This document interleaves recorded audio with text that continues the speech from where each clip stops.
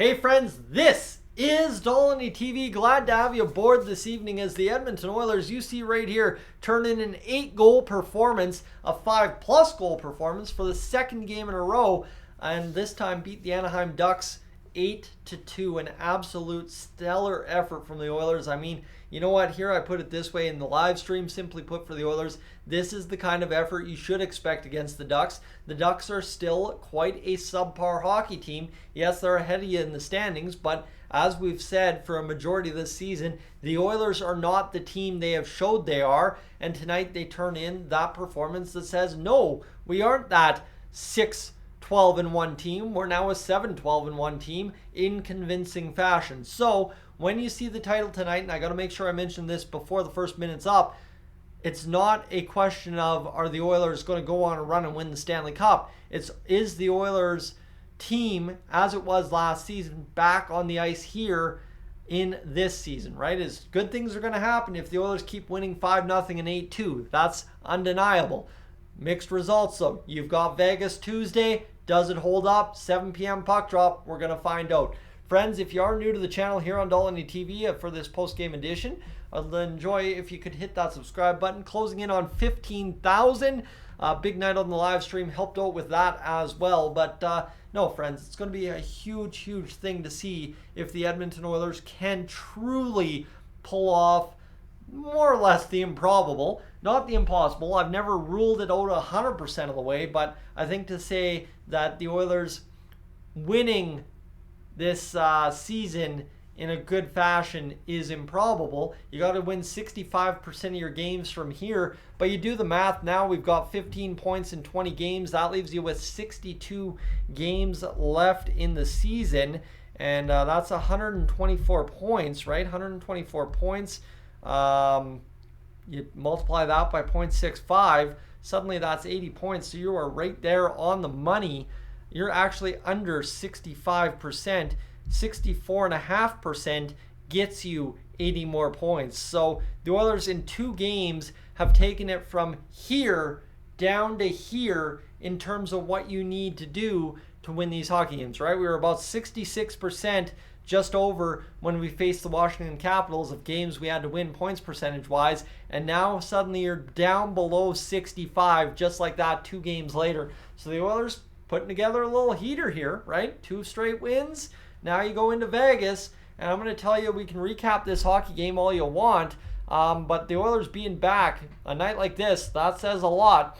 Max Jones had both goals for the Anaheim Ducks. Evander Kane scored the first one for the Oilers. They were down 2-1 at that point. Connor McDavid, Ryan Nugent-Hopkins, Zach Hyman, James Hamblin, second of the year, second of the career, Zach Hyman, Leon Draisaitl, and Matthias Ekholm put together the goals the rest of the way home to score 7 unanswered goals. And the funny part about that, the Oilers did it all with just 2 power play goals, 6 5-on-5 goals. Mr. Stuart Skinner, friends, a good effort, shaky in net in the first 10 minutes, clamps down, gets the job done.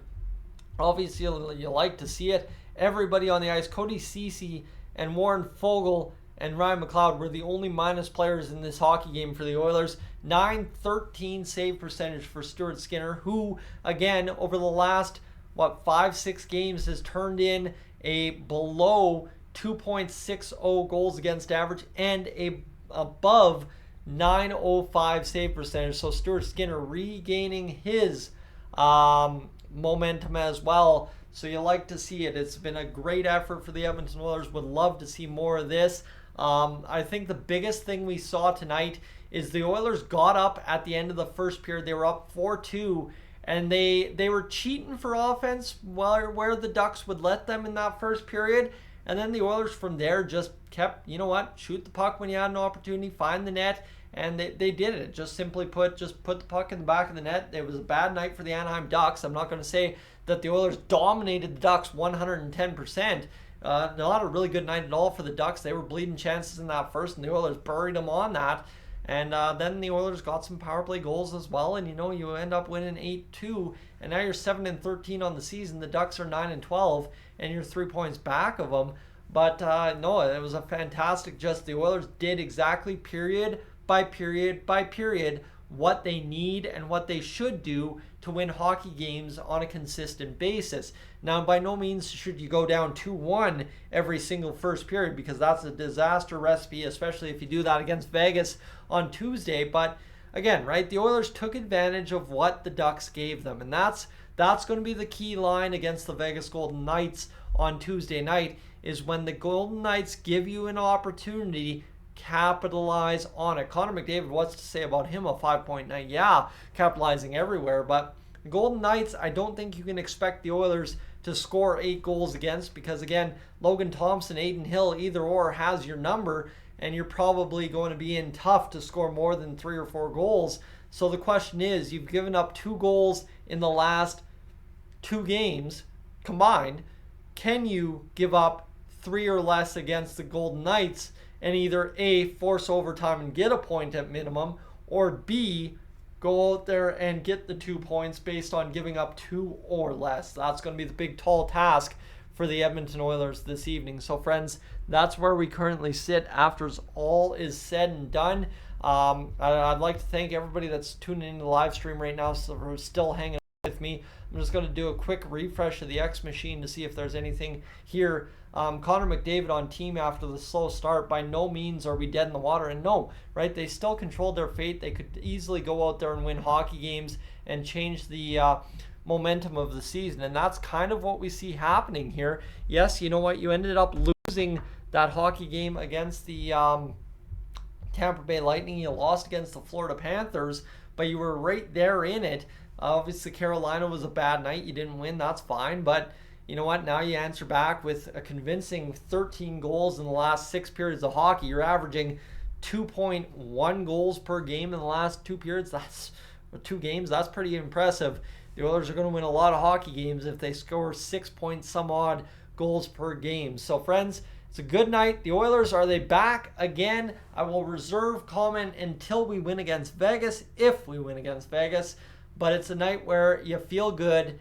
You love watching the Oilers of old stand up at home on a Sunday night to kickstart the week and win you a hockey game. Obviously, the standing O for the Oilers in the last 10 seconds of the hockey game shows that Oilers fans haven't completely given up on this team. But at the same rate, too, there's still a lot of work to do. So we'll see what the Edmonton Oilers are able to muster here at home against the Vegas Golden Knights before heading to face the Winnipeg Jets. Again, you win those 2 games, you're talking about now all of a sudden a 9, 12, and 1 hockey team that is just at 19 points, and you're right in the thick of the playoff race at that point. You're maybe 5-6 points out, and anything can happen when you're 5-6 points out by Christmas time. So friends, I'm Tyson, this is Dolynny TV. Thanks so much for being aboard. I am up on out of here tonight. I will catch you tomorrow bright and early when we talk about Ken Holland. I promise you that.